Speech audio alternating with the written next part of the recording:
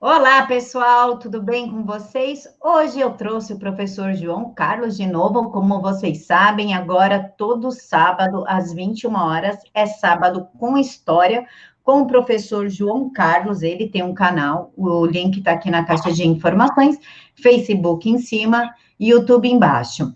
O que eu quero pedir para vocês, excepcionalmente hoje, é que não deem superchat, porque esta é uma entrevista gravada, porque o professor teve um compromisso inadiável, então nós estamos passando o vídeo como se fosse uma estreia, tá bom? Então, não deem superchat, assistam a aula, deixem aqui nos comentários dúvidas, que eu passo para o professor e o professor retorna a resposta. Professor, obrigada por aceitar fazer mais uma vez o quadro.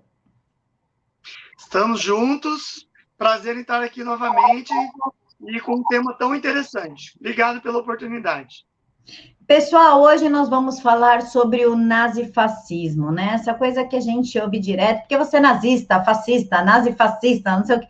Vamos entender o que é isso. Professor, o que é o nazifascismo? Então, todos os historiadores são categóricos em dizer que o nazifascismo, a gente vai falar das origens dele, mas definindo o nazifascismo, são movimentos políticos em que o Estado ele domina todas as funções sociais, inclusive ele arregimenta o indivíduo. O indivíduo diminui e o Estado cresce. Então, o Estado domina. É tudo pelo Estado, nada contra o Estado e tudo, ou melhor, nada fora o Estado. Então, o Estado totalitário, tá? Então, para a gente falar de fascismo, a gente tem que buscar as suas origens, certo? Então, a gente vai remontar um pouquinho rapidamente, falar da Revolução Francesa, que a Revolução Francesa é a mãe de todos os totalitarismos, né? A Revolução Francesa, com a sua ideia de massificação popular, ela criou todo um ambiente revolucionário, tá? Que busca a implantação de ideias que levem a sociedade a uma convulsão social e que leve à revolução. Então, lá na Revolução Francesa estão as raízes dos regimes totalitários, como o fascismo e o nazismo, certo? Mas daí a gente vai trazer para o século XX. Século XX é um século que acontece grandes mudanças, né?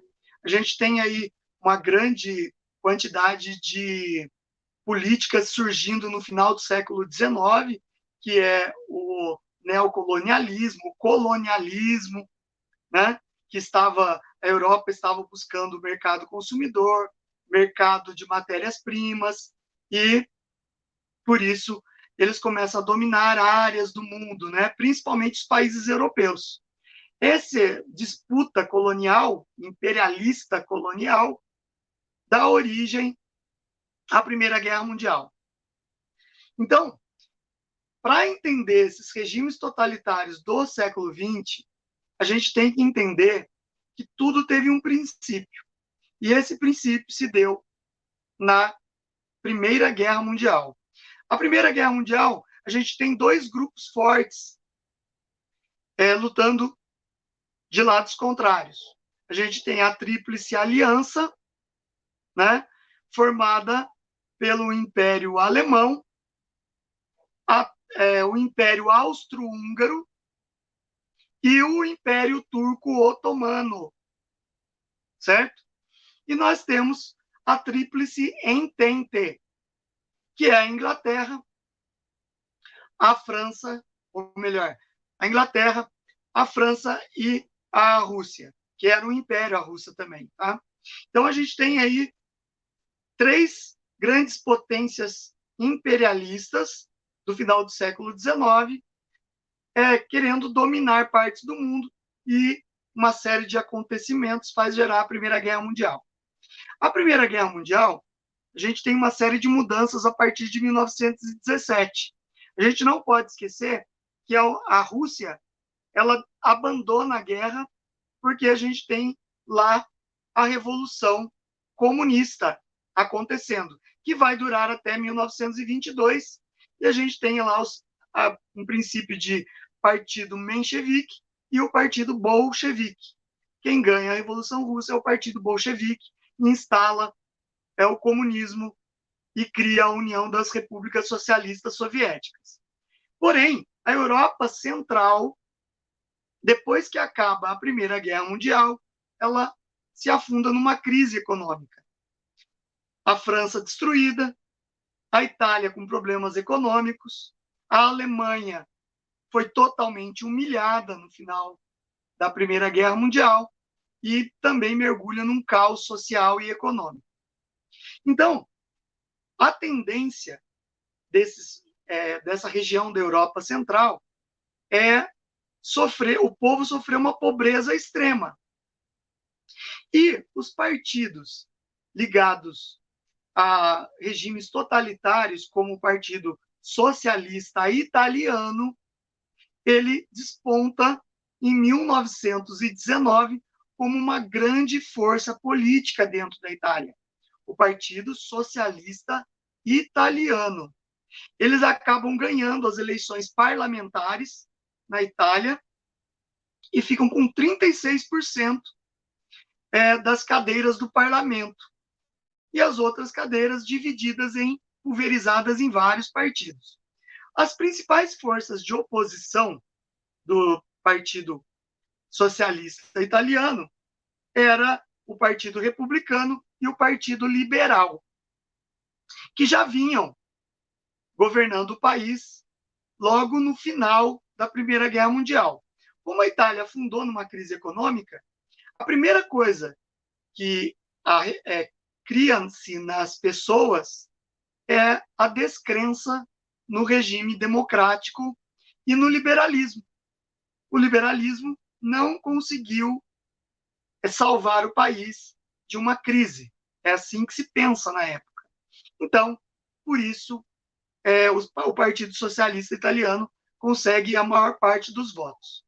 Lembro que nessa época, final da Primeira Guerra Mundial, um soldado italiano chamado Benito Mussolini, que era de uma família pobre, pai ferreiro, mãe professora, o pai um socialista convicto, a mãe antissocialista, mas ele nasce numa família pobre, luta na Primeira Guerra Mundial, ele se fere levemente, mas ele tem uma boa oratória, e ele sai da Primeira Guerra Mundial e ele se filia ao Partido Socialista Italiano.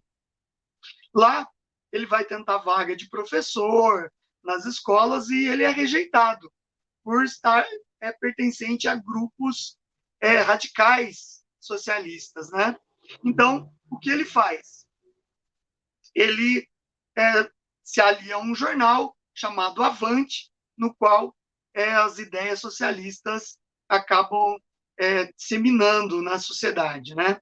Então, a Itália, ela estava passando por uma transformação.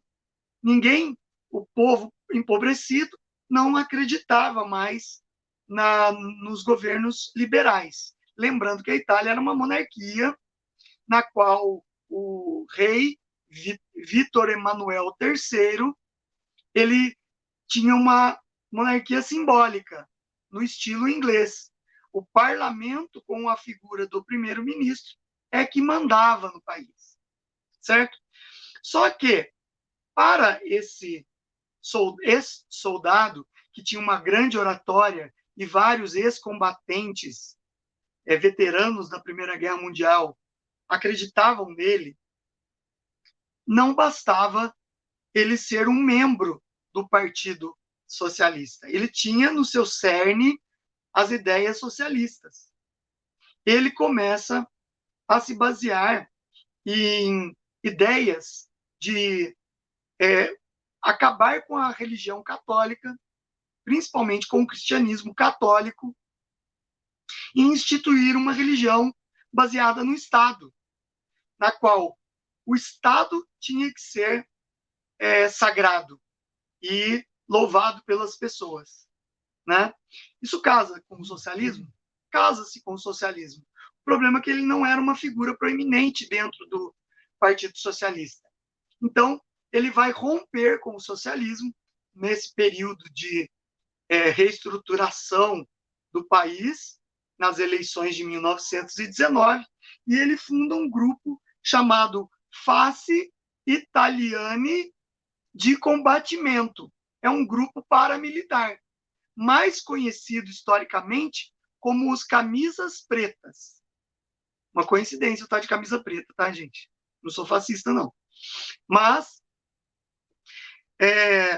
então, ele funda esse grupo paramilitar e rompe com o socialismo. Ele rompe e ele dá o nome desse movimento de fascismo. Qual era o ideário do fascismo? Ideário filosófico do fascismo. Eles se baseavam na ideia de um filósofo italiano chamado Giovanni, o nome dele é Giovanni, deixa eu ver o nome aqui. Eu vou lembrar do nome, eu já falo para vocês. Então, é Giovanni, ele se baseia nesse filósofo, e esse filósofo tem todo o ideário fascista, de uma religião baseada no Estado, e na figura de um líder central, que ele tem todo o poder nas suas mãos, e ele tem que ser louvado pela população. Certo? Então, nesse ínterim, o Benito Mussolini ele acaba se destacando como grande líder. E essa sociedade paramilitar dele se aproveita do ambiente de pobreza social da Itália e ele consegue arregimentar um grande exército de desempregados, ex-soldados, ex-oficiais do exército que tinham lutado na Primeira Guerra Mundial e que estavam armados, e ele forma um grande exército de camisas pretas chamados de face de combatimento. Ele começa a ganhar notoriedade. A classe média italiana, ela se divide, porque ela tem medo das ideias socialistas que ganharam a eleição de 1919 e vê no movimento fascista talvez uma solução. Eles cometem um erro estratégico de financiar esses grupos paramilitares para acabar enfraquecendo o socialismo, certo? Então, em 1919, no final de 1919, o Benito Mussolini transforma o seu grupo paramilitar no Partido Fascista Italiano, certo? A palavra fascismo vem de um objeto que os senadores romanos da época do Império Romano eles usavam como símbolo de poder, na qual a base desse cetro em forma de machado era formada por 30 feixes, que simboliza a unidade, a força da coletividade sobre o indivíduo. Ou seja, um feixe quebra-se fácil. Vários feixes unidos estabelecem a força do poder do Estado. Por isso, fascismo, tá? Vem da palavra feixe. Então, ele batiza o nome de Partido Fascista Italiano e ele promove em 1922, lembrando que de 1919 a 1922, o Exército de Camisas Pretas já somam 200.000 pessoas, um exército paramilitar. Então, ele consegue fazer com que o nome dele no cenário político fique em evidência. E num congresso do Partido Fascista, em 1922, ele decide que vai fazer uma marcha sobre Roma. Por quê? Em 1922, tem uma nova eleição parlamentar, que era de 2 em 2 anos. Em 1921 tem eleição, e eles têm que formar um novo governo, né? O partido vencedor tem que formar um novo governo. O Partido Fascista, em 1922, já consegue um grande número de cadeiras no parlamento. E ele quer fazer parte do governo, do gabinete do primeiro-ministro. Então, a marcha sobre Roma é para pressionar o rei e o parlamento a escolherem membros do partido fascista para compor o ministério do primeiro-ministro, certo? O que acontece? Professor, desculpe interromper o senhor.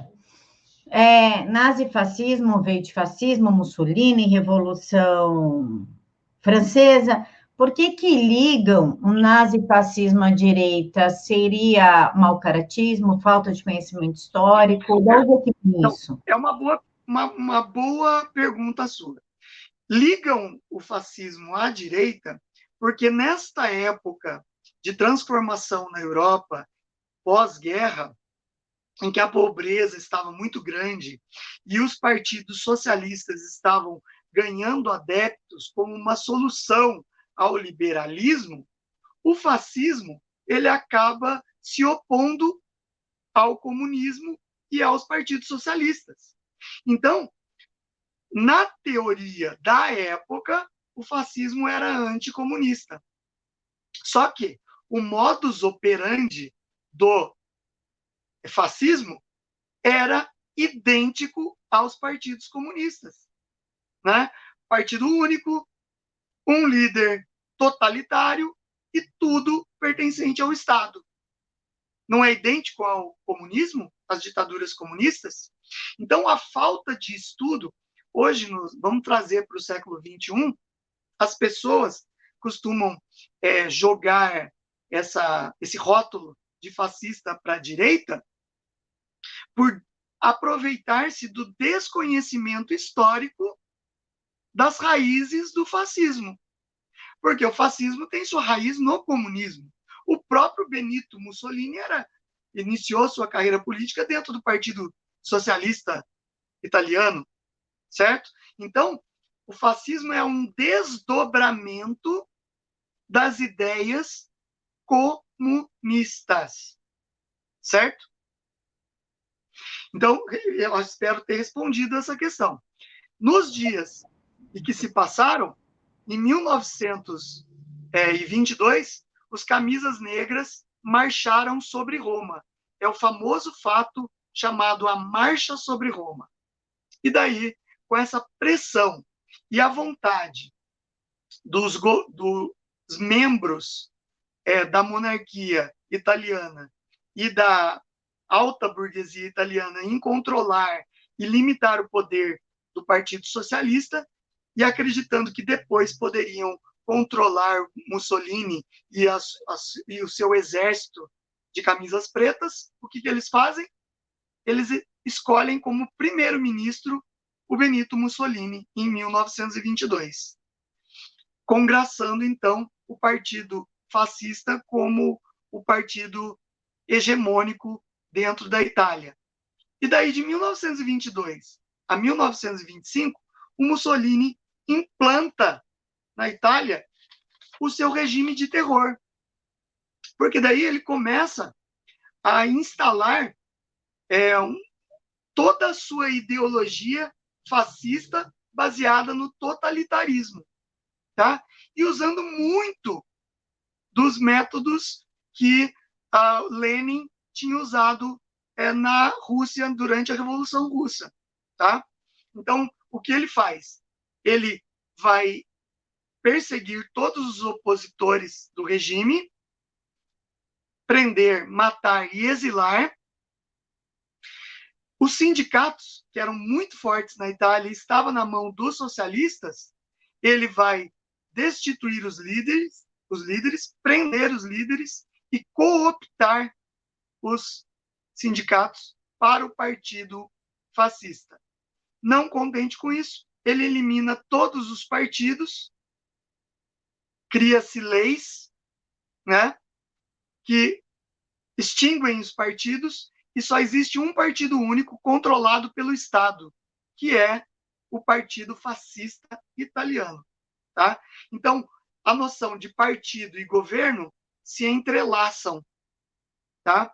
partido ele passa a ficar membro do Estado e Estado formado pelo partido. Os dois se alinham perfeitamente, certo? A figura, a partir de 1925, passa a ser única. Ele destitui o rei, acaba com a monarquia italiana e se intitula líder único, sob o título de Il Duce, ou o líder, o grande líder, certo? Como Lenin era na Rússia, o grande líder da Revolução Russa. Agora nós temos o grande líder do fascismo, que foi o Mussolini. Daí ele começa a implementar na Itália toda a ideologia fascista de uma sociedade sem classes, em que tudo era para o Estado. O indivíduo ele perde a noção de individualidade e passa a ter a noção de povo. Povo é um conceito. Você fala povo italiano. O povo ele não especifica pessoas, indivíduos, classes, grupos, ele não identifica, ele massifica, certo? Então, a noção de povo passa a sobressair sobre a noção de indivíduo, ok? Então, o Estado passa a ser acima do cidadão e dos direitos individuais. A gente tem aí um processo de desarmamento da população, porque uma população livre e armada se torna um perigo para o regime. Então, ele começa a criar leis que limitam o acesso da população civil às armas. Ok? Ele cria uma estatização da economia, investe numa agricultura subsidiada pelo Estado, né? Fixa o camponês na terra sem ele poder migrar para as cidades. Isso obriga o camponês a viver da renda do Estado e toda a safra é comprada pelo Estado e financiada pelo Estado, certo? Vocês já notaram que quando chega em 1929, que nós temos a queda da Bolsa de Valores, a Itália não sofre tanto, porque o Mussolini ele consegue estruturar o Estado fascista dentro de um mercado interno. A Itália é um país pobre, porém subsidiado pelo Estado. Então, as pessoas vivem com o mínimo que o Estado pode dar. E eles conseguem não ter um Estado desestruturado a partir de 1929. Na verdade, eles até se fortalecem, porque a ditadura fascista está fortalecida depois de quase 10 anos de estrutura do Estado, mantendo o povo massificado por baixo, certo? É aí que começa a surgir na Alemanha, desde 1919, um cabo do exército alemão que se feriu na guerra e ganhou condecoração da Cruz de Ferro como herói, chamado Adolf Hitler. Na verdade, ele não era alemão, ele nasceu na Áustria, mas a Áustria e a Alemanha, num passado medieval, eles tinham pertencido ao mesmo território, tem a cultura muito parecida, né?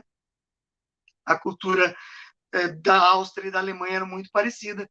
Então a gente vê aí esse cabo chamado Adolf Hitler, ele despontando como um grande líder, e ele se associa a um partido pequeno chamado Partido dos Trabalhadores Alemães, certo?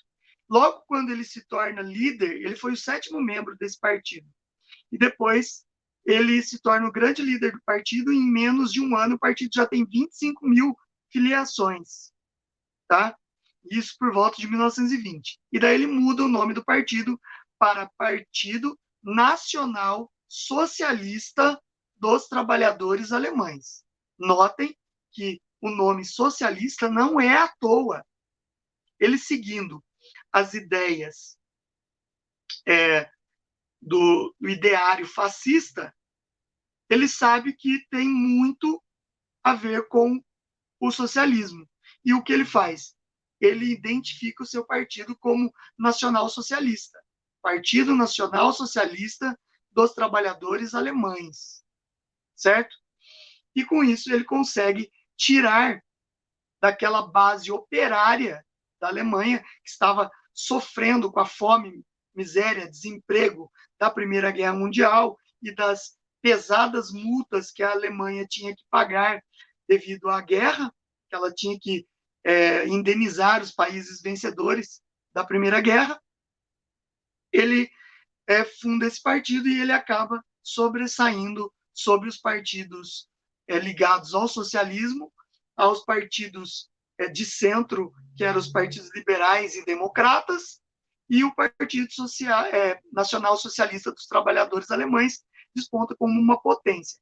Só que começa a crescer grandemente. Em 1923, na região de Munique, ele tenta dar um golpe de Estado, que é o Grande Putsch de Munique, que é um golpe, só que ele não consegue estabelecer contatos com as forças armadas e ele acaba sendo preso. Na cadeia, ele vai escrever o Mein Kampf, que é o seu livro do ideário nazi-fascista, né? O Mein Kampf. Ele fica 9 meses preso numa cadeia alemã, não é uma prisão de alta periculosidade, ele tem certa liberdade dentro da cadeia, e daí, no julgamento, quando ele é julgado, a Alemanha estava passando por ainda uma grande crise, e ele se destaca no julgamento dele com uma grande oratória, e ele convence que ele não é o perigo, que o perigo são os partidos radicais socialistas e comunistas da Alemanha, os grupos mais radicais. E ele acusa os judeus da crise econômica e acusa os liberais e democratas de não darem solução para a crise econômica e fala que os partidos liberais e democratas basicamente são judeus, certo? Então ele aponta os seus inimigos e ele acaba se destacando muito. E daí ele faz como Mussolini.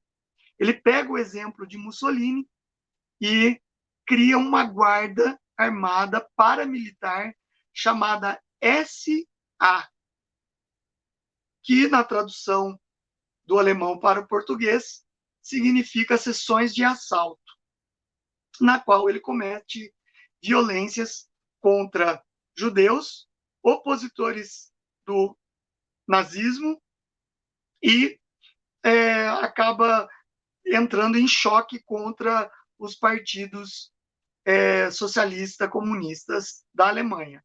Tá? Então as pessoas temiam o nazismo, assim como temiam os camisas pretas italianos, certo? E a defesa do nazismo era uma sociedade totalmente voltada para o Estado e o indivíduo perder a sua noção de cidadania. O Estado era dono da cidadania da pessoa e não a pessoa tinha sua liberdade individual. Ok? Então a gente tem aí 2 regimes despontando na Europa Central como regimes totalitários que se diziam em oposição à democracia liberal e, por outro lado, em oposição ao socialismo-comunismo. Professor, antes do senhor continuar, me tira uma dúvida. O desarmamento foi promovido pelo Mussolini ou já ocorria antes? Então, a Itália, depois da Primeira Guerra Mundial, ela não desmobilizou a sua população civil. Ela não desarmou a população civil. Acabou a Primeira Guerra Mundial, as armas eram muito comuns na Itália. Por quê? Pobreza, miséria, saque. A população civil tinha o direito de se defender, certo? Então, vários ex-soldados levaram suas armas consigo, certo? Por isso, a formação de grupos paramilitares armados era muito fácil de ter. o Mussolini se aproveitou muito disso, certo? Então, esse desarmamento ele vai surgir com o regime totalitário. Naquele regime liberal democrata que existia antes de 1919, as armas eram comuns. Existiam leis que davam o direito do cidadão se armar. Existiam clubes de caça em que a pessoa tinha o direito de ter armas de caça, certo? Depois que se instala os regimes totalitários na Alemanha, primeiro na Itália e depois na Alemanha, há um desarmamento da população. A população tem que ser desarmada, porque senão o ideário fascista, nazista, não pode ser instalado. E se a população resolve reagir, não aceita a imposição de leis duras, de perseguição aos opositores, e combatem esses exércitos paramilitares do fascismo e do nazismo. Então, foi criado todo um processo judiciário para eliminar as armas da mão do cidadão comum. A ideia de direito de defesa pessoal é totalmente extinguida durante esse período. As leis protegem o Estado e as suas organizações militares e paramilitares. Nunca vai permitir com que o cidadão se arme, ok? A gente vê, então, o fascismo italiano e o nazismo alemão despontando. Só que aí que está, o fascismo ele acaba ganhando adeptos em várias regiões da Europa.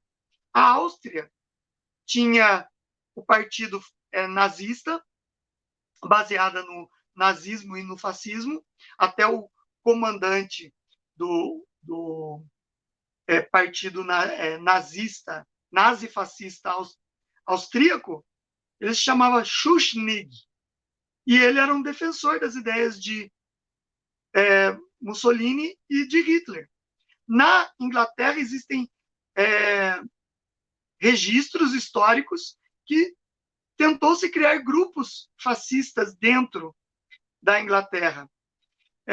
Em outros países da Europa, na Bélgica, surgiram grupos ligados ao fascismo. No Brasil, nós tivemos o integralismo, que era um grupo fascista, que até tinha simpatia de Getúlio Vargas. Então, para vocês verem que o ideário fascista ele acaba se espalhando, né? Uma outra coisa que tem que ficar muito clara aqui.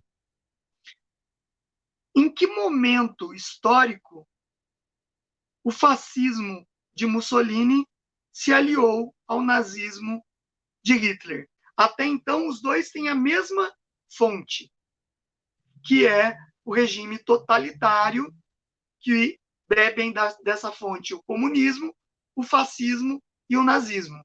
O mesmo modo operandi, os modos operantes. Mas em que momento eles se uniram?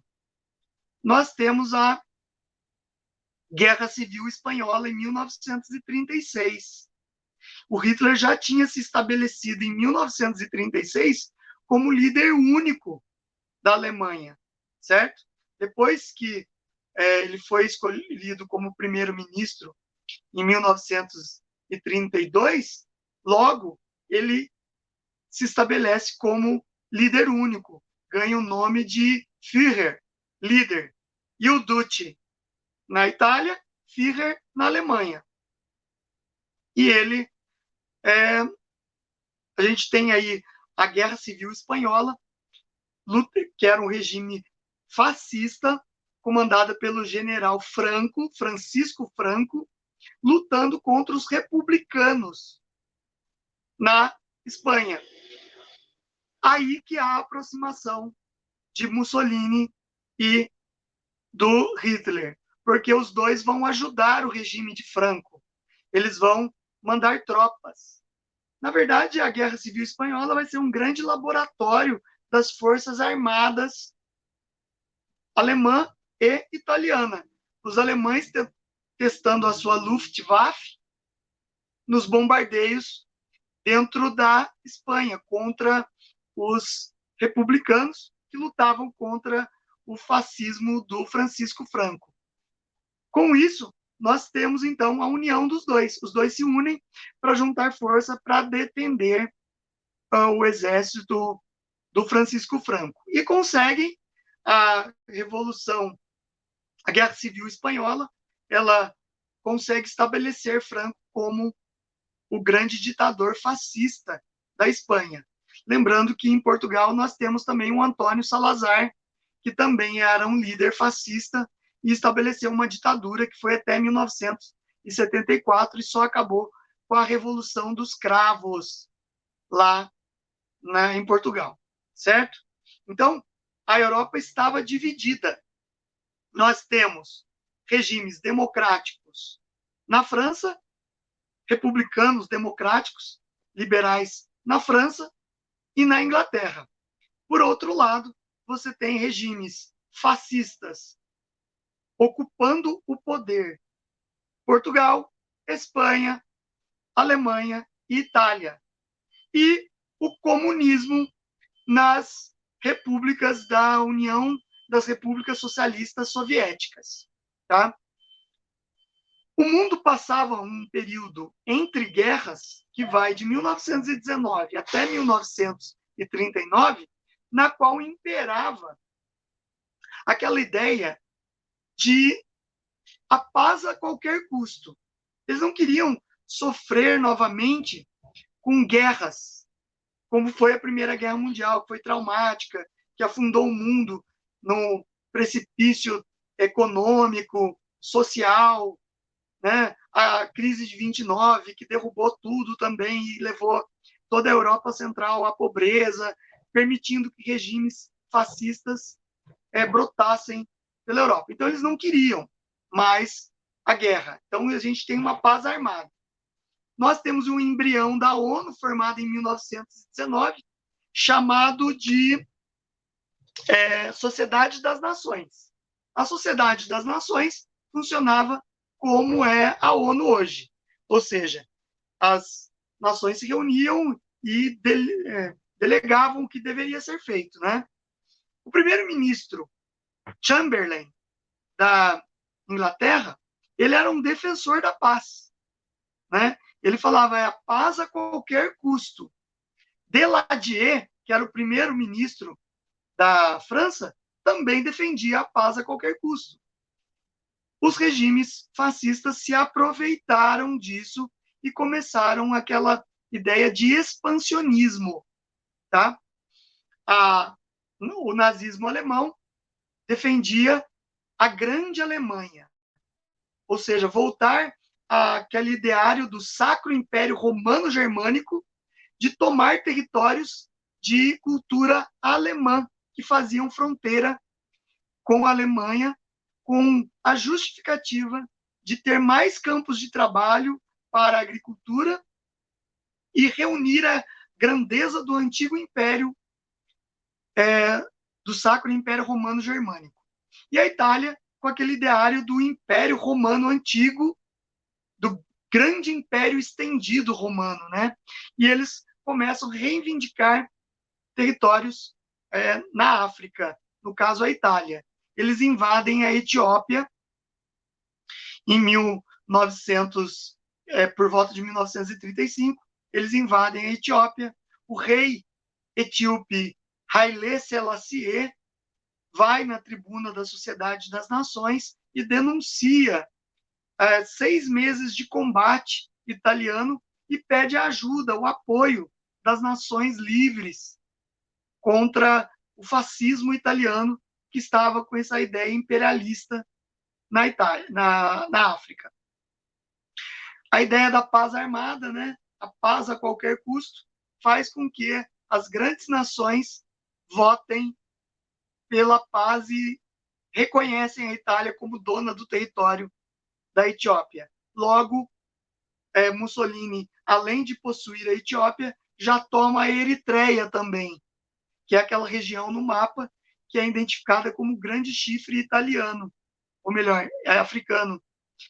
Né? E eles tomam a Eritreia e a Etiópia, com a condescendência dos países democráticos liberais, como Inglaterra e França. Hitler começa a sua política de expansão e, em 1936, ele toma a Áustria, sem disparar um tiro. Os austríacos recebem o exército alemão sobre aplausos, porque vem o sucesso do fascismo que tira a Alemanha daquela pobreza gerada pela guerra e pela crise de 29. A Alemanha, subsidiada pelo Estado, implementa uma série de empresas militares e de automóveis e começa a expandir a sua indústria, tendo um sucesso econômico muito grande e acelerado, certo? Então, ele invade a Áustria se dobra ao nazismo, aceita o comando do seu líder, que era de origem austríaca, certo? É acoplada. A Sociedade das Nações fala que se é a vontade dos austríacos, que seja, certo? Então, há uma omissão aí da França e da Inglaterra. Em 1936 ainda, Hitler fala que existe uma região dentro da Tchecoslováquia que faz fronteira com a Alemanha, que representa 1/3 da Tchecoslováquia, chamada de Sudetos, na qual, no passado, existia população alemã ali. E ele fala, é preciso nós tomarmos os Sudetos para reunir de novo esse povo alemão ao seu território original. E ele invade a Tchecoslováquia em 1936. Aí acende um sinal vermelho na Sociedade das Nações. Inglaterra e França falam, peraí, é expansionismo demais já, né? Ali no coração da Europa. E o que eles fazem? Pedem uma conferência para discutir essa invasão. É a chamada Conferência de Munique. Na Conferência de Munique, o Hitler aceita se reunir com a Sociedade das Nações com 2 condições. Primeira condição, Mussolini ser o árbitro das negociações. Ou seja, ele consegue isso. Ele se aproveita da paz a qualquer custo e consegue colocar como mediador um aliado, que é o Mussolini. Por outro lado, ele exige, eram 2 coisas, ele exige que a Tchecoslováquia não faça parte das negociações. Ou seja, o país que está sendo invadido não pode fazer parte das negociações. Ok? E a Sociedade das Nações garante esse direito a ele. As reuniões acontecem, o Hitler impõe que quer os Sudetos, porque ali tem comprovação da nação germânica existente naquele território. Ele faz valer a vontade dele, mas ele se compromete a pegar só os Sudetos e encerrar o seu expansionismo. Certo? O Mussolini consegue, como mediador, agradar as 2 partes e o compromisso está selado. Não pode mais invadir outras terras, os alemães, e, por outro lado, a Alemanha pode pegar os Sudetos sob os protestos tchecoslovacos, mas tudo fica por isso mesmo. Chamberlain, primeiro-ministro inglês, existem imagens históricas, procurem no YouTube, ele volta para a Inglaterra com uma pecha de herói, o cara que impediu uma guerra, porque ele conseguiu pacificar um momento de crise. É recebido como um herói na Inglaterra. Não vai haver outra guerra e tal. O problema é que o fascismo e o nazismo não são regimes confiáveis e são sem escrúpulos. Né? Os seus líderes não têm escrúpulos. Logo depois que ele invade os Sudetos, ele se aproveita e toma o resto da Tchecoslováquia, quebrando o próprio tratado assinado por ele. Certo? Então, a Europa acaba ficando toda em alerta, né? Inclusive a União Soviética, a Rússia. A Rússia comunista fala assim, peraí, o expansionismo alemão está tão grande que já está chegando às nossas fronteiras, certo? O Stalin, que estava governando a União Soviética, acende uma luz vermelha e fala, não, aí existe um risco, né? E o Daladier acaba perdendo toda a sua moral porque apostou no regime fascista, num tratado que não respeitou o tratado. Ou seja, o nazifascismo não respeita tratados. E daí, com o apoio da Itália, é formado o eixo, né? A princípio, apenas com Alemanha e Itália. Depois o Japão, que estava no seu expansionismo imperialista lá na Ásia, ele acaba se associando ao eixo também. Mas isso é um pouco mais tarde.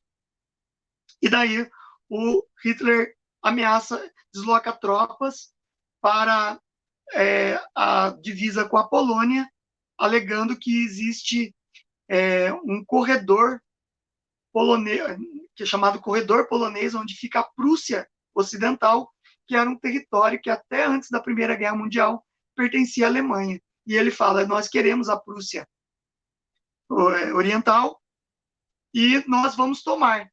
Só que a Sociedade das Nações, aprendendo a lição, fala, se invadir a Prússia, é guerra. Certo? A Europa fica num impasse. Hitler, ele, para não titubear e mostrar fraqueza perante ao mundo e perante as suas tropas, o que ele faz?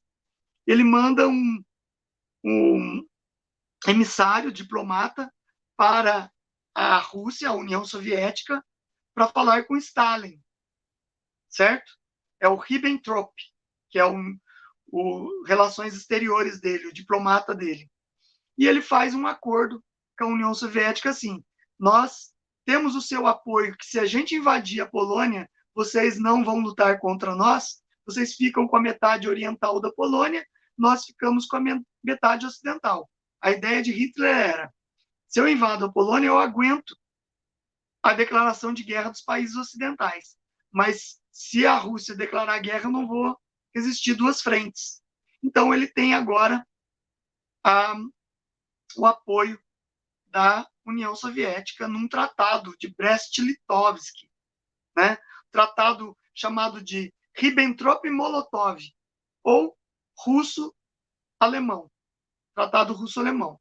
E daí, com essa garantia, no dia 1º de setembro de 1939, o Hitler, com apoio de Mussolini, invade a Polônia, e daí os países democráticos declaram guerra.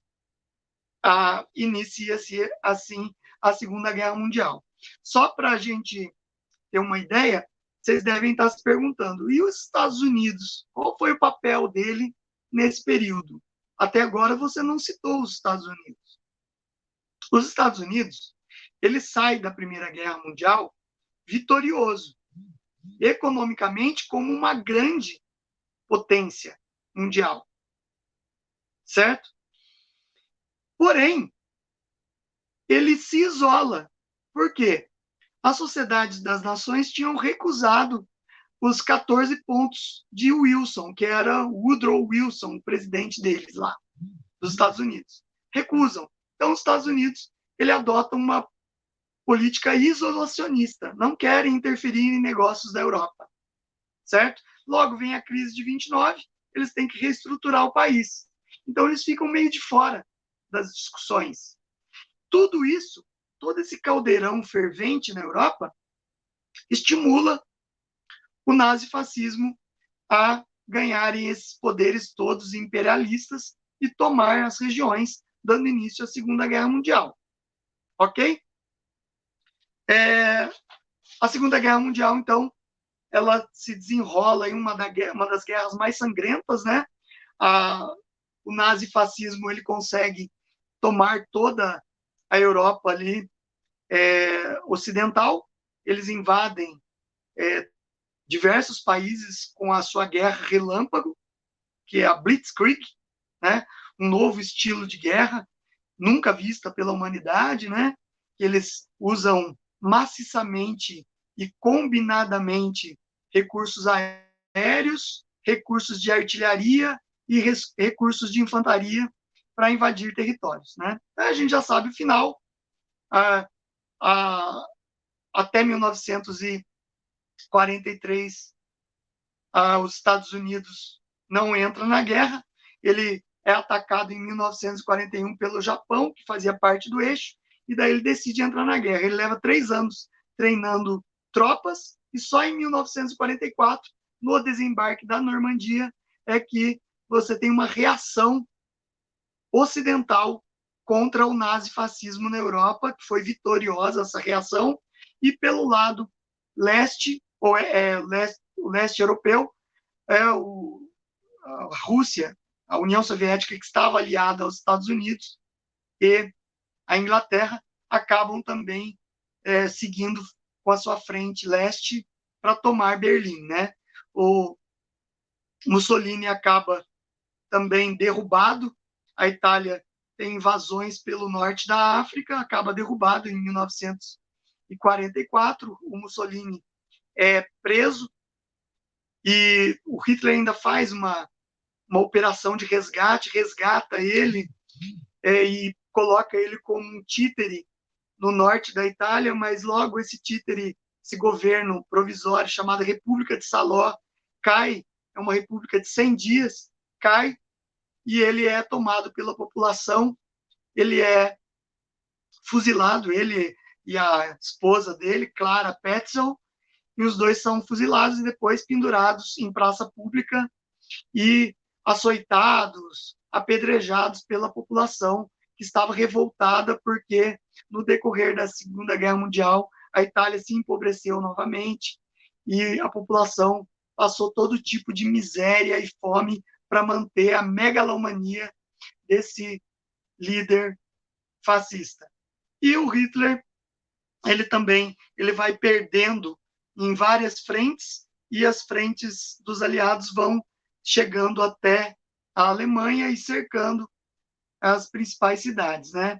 Berlim, a capital, Hitler se esconde nos bunkers lá e acaba cometendo suicídio no bunker de Berlim, depois que a União Soviética invade a cidade e acontece daí o domínio soviético sobre o lado leste da cidade de Berlim, e os países libertados do nazismo no leste europeu acabam dominados pela União Soviética, certo?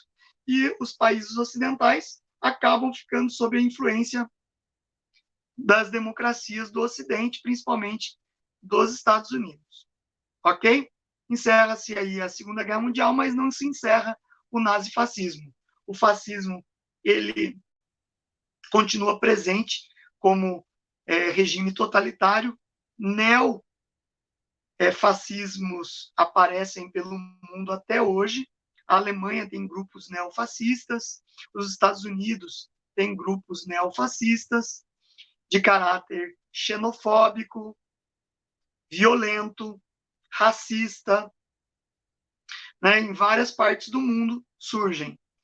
Todos eles pregando regimes totalitários, certo? Então, a Alemanha nazista e a Itália fascista, elas encerram seu período com a Segunda Guerra Mundial, mas a ideologia fascista e a ideologia nazista continuam ainda, lembrando que a Espanha, com Francisco Franco, só cai em 1975, como quando Franco morre e restabelece a monarquia espanhola. E em Portugal, quando Salazar é derrubado com a Revolução dos Cravos em 1974, certo? E até hoje nós temos regimes totalitários. As fontes continuam as mesmas, tá? É derivado da mesma fonte que o socialismo comunismo, ok? Nós temos ainda, é 1 hora de live, né? Camila, quer deixar alguma pergunta, Camila? Agora abrir para alguma pergunta sua sobre o tema? Professor, se o senhor puder, eu sei que é 1 hora, a gente ainda tem 5 minutos, puder explicar, para a gente dar uma entrada até para o tema do próximo sábado, a relação, não precisa se aprofundar muito, mas só dar um panorama para a gente, da relação entre Stalin, Mussolini e Hitler. Porque Hitler tinha um pacto com Stalin, ele traiu esse pacto, envolveu o Churchill, que prejudicou Mussolini. O senhor pode só dar um panorama para a gente? Em 1939, quando o Hitler invade a Polônia, ele está num acordo com o Stalin, né? Que é o acordo russo-alemão, soviético-alemão, ou pacto germano-soviético. Ele tem um acordo ali. Mas logo, no decorrer da Segunda Guerra Mundial, em 1943, o Hitler invade a União Soviética e rompe esse tratado, que faz com que Stalin se alie a Churchill e a Roosevelt, certo? Então, até 1943, Hitler e Stalin estavam unidos no período da Segunda Guerra Mundial. Os soviéticos dominaram metade da Polônia. Nós temos aí um massacre cometido por tropas soviéticas no leste da Polônia, chamado Massacre de Katyn.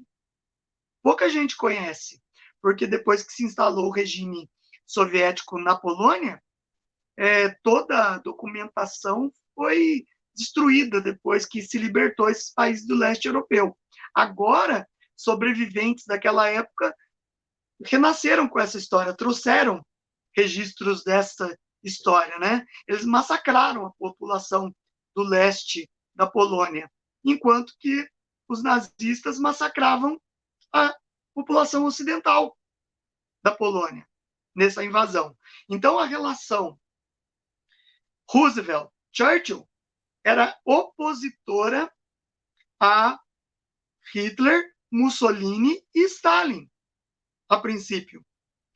Até que, em 1943, o nazifascismo invade a União Soviética, rompendo o tratado com Stalin, e daí Stalin não tinha outra opção a não ser se aliar às democracias ocidentais, certo? O que faz que depois da Segunda Guerra Mundial, quando encerra a Segunda Guerra Mundial, que você tem a desnazificação da Europa, é instalado o Tribunal de Nuremberg, que você vai julgar para o mundo inteiro ver um tribunal internacional formado principalmente pelos vencedores, né? Americanos, ingleses, franceses e soviéticos, julgar os ex-líderes fascistas, nazistas, que continuaram vivos e depois foram julgados, alguns condenados à morte. No caso, o último nazista preso no Tribunal de Nuremberg, na prisão de Spandau, que foi uma prisão construída para prender os condenados que não foram enforcados, né, que não foram condenados à morte. O último morreu em 1976. E daí essa prisão foi demolida para não virar lugar de culto dos neofascistas ou neonazistas. Certo? Eu respondi, Camila? Ficou mais alguma dúvida? Não, professor, tá ótimo. Muito obrigada pelo seu tempo. Pessoal, o Twitter do professor tá aqui embaixo. Aqui embaixo no YouTube, aqui em cima no Facebook. Entrem no Twitter dele e deixem qual tema que vocês querem. Então, para o dia 20, e não é mais 20, sábado que vem, é dia 30. Para o dia 30. Isso. Para a gente poder, aí sim, fazer ao vivaço com vocês, para vocês perguntarem tudo aí ao vivo, tá bom? É só nesse... Camila, desculpa. Oi. Desculpa interromper, só eu fiquei devendo para o pessoal da live o nome do ideólogo do fascismo, que é Giovanni Gentili, tá? O ideólogo, filósofo do fascismo chama-se Giovanni Gentili. Ele que criou todo o ideário fascista baseado nas ideias comunistas. Ok? Foi o braço direito do Mussolini, né? Isso, foi quando Mussolini virou ditador na Itália, ele virou ministro da Educação na Maravilha. Itália. Que maravilha. Giovanni Gentili. Ah, pessoal, o texto da aula tá aqui na caixa de informações, tá bom? Aqui em cima e embaixo. Então é isso, pessoal. Twitter do professor, escolham o próximo tema, que no sábado, dia 30, faremos em live para vocês poderem perguntar ao vivaço. Um beijo no coração de todos, fiquem com Deus. Muito obrigada, professor. Obrigado a você, obrigado ao público que está assistindo. Os temas são muito complexos para a gente tratar em 1 hora, mas a gente tenta passar as ideias principais, tá? Às vezes vocês podem falar, nossa, o professor esqueceu de falar alguma coisa, mas é porque o tempo luta contra nós. 1 hora só para tratar de um tema tão complexo. Mas vale a pena vocês se aprofundarem, tá? Qualquer coisa, deixem as dúvidas no meu canal lá, nos vídeos, na comunidade, que eu vou respondendo. Eu agradeço muito, Camila. Um abraço. Abraço, professor. Quero lembrar mais uma vez que o canal do professor também está na caixa de informações. Dúvidas, vocês vão no último vídeo dele e coloquem lá. Um beijo no coração de todos. Fiquem todos com Deus.